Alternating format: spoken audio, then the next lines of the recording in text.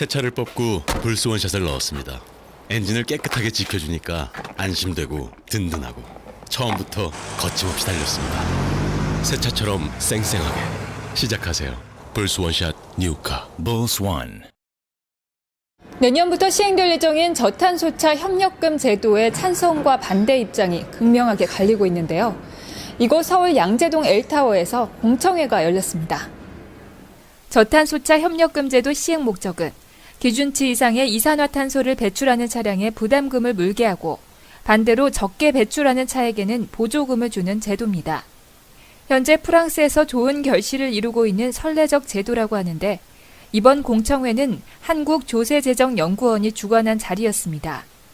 부담금 대상으로 몰릴 수 있는 대형 차종이나 연비가 좋지 않은 차를 제작, 수입하는 메이커들 입장에서는 치명적 요인으로 작용할 수 있는 부분도 있는 만큼 당사자인 자동차 제작사 관계자와 환경, 소비자 단체 등 200여 명이 참석했지만 문제는 이번 공청회가 상당히 이례적인 양상으로 진행됐다는 점입니다.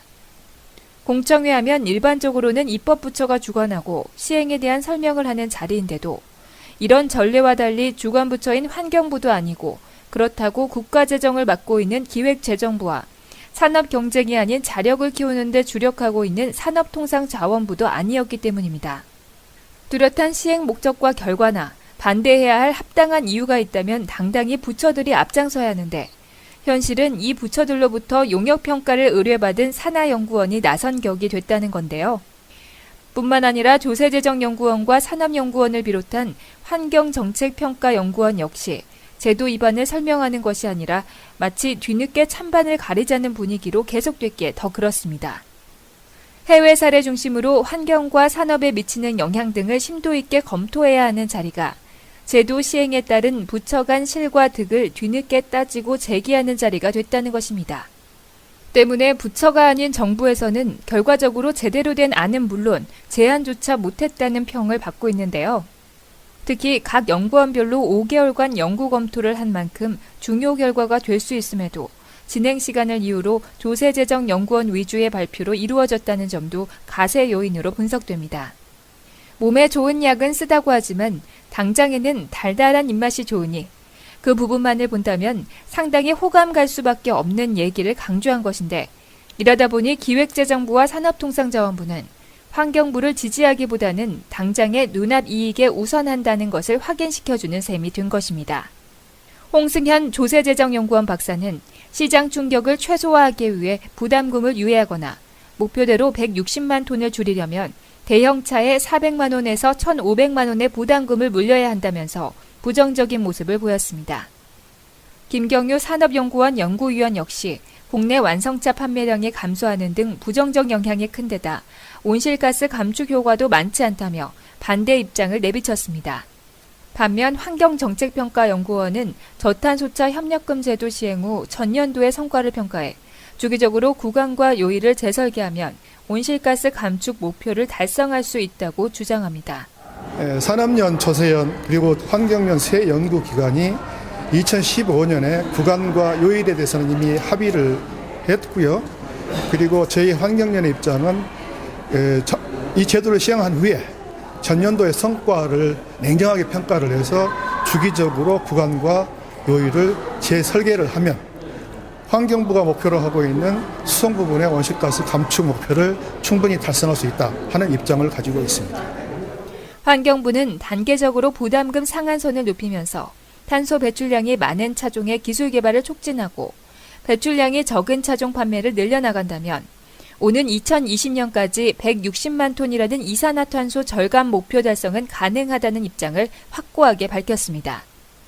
저탄소차 협력금 제도에 당면한 제작사 입장은 충분히 공감하고 수출 여건으로 세계 5위를 유지한 자동차 국가의 입지 또한 매우 중요합니다.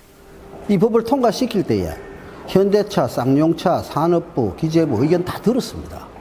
들어가 통과를 시켜놓고 시킨 후에 그 당시에도 쌍용차와 현대차 두 군데는 반대를 했었다고요. 했지만도 필요성을 인정을 시키고 그 사람들이 오케이 해가지고 시행령을 만드는 과정에서 환경부가 시행령을 만드는데 기재부하고 산업부가 달라들어가지고 안 하는 방향으로 해나가고 있는데 저로서 이해를 할 수가 없어요. 그럼 오늘 또 여기 이런 걸 하려고 그러면은 이거 지금 국무회의 의결까지 했는 사항입니다. 이러면 할 수 없이 4월 3일 대기환경법에 의해 가지고 환경부가 직접 규제하면 돼요. 직접 규제하면은 이거보다 더 강력하다고. 그래서 너무 강력하기 때문에 자동차 업계를 위해서 이 법을 만들어 놨는데 이걸 안 하려고 그러면은 대기환경부 가지고 해야지. 반면 기획재정부와 산업통상자원부는 저탄소 협력금 제도가 시장에 직접 개입하는 방식으로 자동차 산업에 부정적인 영향을 줄 수 있다며 반대하고 있는 상황. 자동차 업계에서도 한 목소리를 내고 있습니다. 완성차 판매가 줄면서 중소부품업계 매출이 감소하게 되고 미국, 독일 등 선진국에서도 시행하지 않고 있는 만큼 제도 도입 자체를 재검토해야 한다는 입장인데요. 본 제도가 시행되게 되면 우리나라 완성차가 1차적으로 판매가 줄게 됩니다. 그렇게 되면 우리나라 완성차 업체에 납품하게 되는 그 1차 협력 업체의 80%가 중소기업인데요. 이들 업체들의 매출이 감소하면서 결국은 R&D 투자가 감소하고 경쟁력이 줄게 돼서 결국 그 매출이 계속 감소하는 악순환 구조를 겪게 되는 것입니다. 저탄소차 협력금 제도 도입 방안에 대한 주제 발표에 이어 진행된 토론에서도 찬성과 반대 입장이 극명하게 갈렸습니다. 김현철 한국자동차산업학회 회장은 소비자의 선택권을 제한하고 사회 계층 간 갈등을 조장하는 제도라면서 환경에 앞서 인간의 삶을 생각하지 않고 법을 강행하는 것에 반대한다고 말했습니다. 반면 박기백 서울시립대학교 교수는 시작도 하기 전에 하지 말자고 하는 것보다는 일단 시행하고 나서 이산화탄소 감축 정도가 확인되면 어떻게 갈지 논의하길 바란다고 밝혔습니다. 또 이영 한양대학교 교수는 고소득자에게 보조금을 더 주는 제도가 될 수도 있다면서 정부의 지나친 개입이 될 수 있다고 설명했습니다. 한 참가자는 이미 법도 만들어졌고 단계별 강화 토론이 필요한 시점에서 도입이 필요한지를 논의하는 것을 보고 실망이 컸다면서 중대형차를 소형차로 전환시키기 위해 꼭 필요한 제도라는 의견을 내놨습니다. 네, 우리나라가 비정상적으로 중대형차가 굉장히 많이 있고 그로 인해서 온실가스 배출량도 그렇고 미세먼지도 심각한 상황입니다. 중대형차를 이제 경차와 소형차로 이전시키게 됐을 경우에 온실가스 감축이나 대기오염 물질 감소의 효과를 볼 수 있을 거라 생각하고요. 사람들이 자동차를 쓰는 경향들을 보면 대부분 나홀로 차량으로 출퇴근 차량으로 이용을 합니다. 출퇴근용으로 중대형차를 쓰는 것은 낭비이죠. 예, 그럴 때 소형차나 경차를 이용할 수 있도록 하는 게 바람직할 것 같습니다. 이번 공청회에서는 이렇게 정부 부처 간의 대립을 보이며 도입 자체를 원점에서 다시 생각해야 한다는 의견까지 나왔는데요. 공청회의 사회를 맡은 박완규 중앙대학교 교수는 이번 공청회가 큰 의미가 있다고 말합니다. 오늘 공청회도 어느 공청회나 마찬가지로 아주 열띤 찬성과 반대 의견이 나왔는데 저는 이 정책이 진짜 올바른 방향으로 나아가기 위해서는 이러한 찬반 의견을 귀 기울일 필요가 있다는 것이고 그런 의미에서 오늘 공청회는 상당히 의미가 있었다고 생각합니다. 이날 공청회 시작 전에는 저탄소차 협력금 제도 도입을 발목 잡는 자동차 업계와 경제부처를 규탄하는 기자회견이 열리기도 했습니다. 한국환경회의는 자동차 업계의 입장을 대변하고 있는 산업통상부와 규제 완화의 목소리를 높이고 있는 기획재정부의 반대로 시행이 무산될 위기에 처했다면서 저탄소차 협력금 제도를 차질 없이 추진할 것을 촉구했습니다. 이에 대해 한 국내 제작사 간부도 맞대응합니다. 수출이 주공약 대상인데 왜 친환경적인 차 생산을 마다하겠냐는 말을 했는데 여기에 내포된 뜻에는 우리에게 많은 여운을 남기고 메아리 치면서 수많은 의미를 교차시키고 있습니다.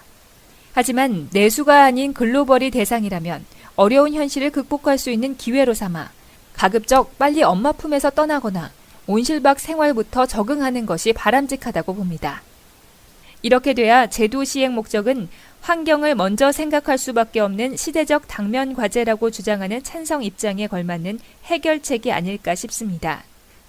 만약 국토교통부가 독자 추진보다는 국회를 통한 우회 전략을 선택함으로써 지난해 연말 겨우 통과된 경유택시와는 다르게 되는 환경부가 직접 대기환경보전법에 저탄소 부분을 넣게 된다면 오히려 더 가혹한 상황이 될 수 있는 부분은 더 커질 수 있기 때문입니다. 경유차와 하이브리드 차에 대한 기술력을 가지고 있는 유럽과 일본 차들이 저탄소차 협력금 제도를 누리는 반면 우리 자동차 업계는 상대적으로 위축될 수밖에 없는 상황인데요. 환경을 살리면서 국내 자동차 시장에도 타격을 주지 않을 만한 대책 마련이 필요한 때입니다. 교통뉴스 송수정입니다.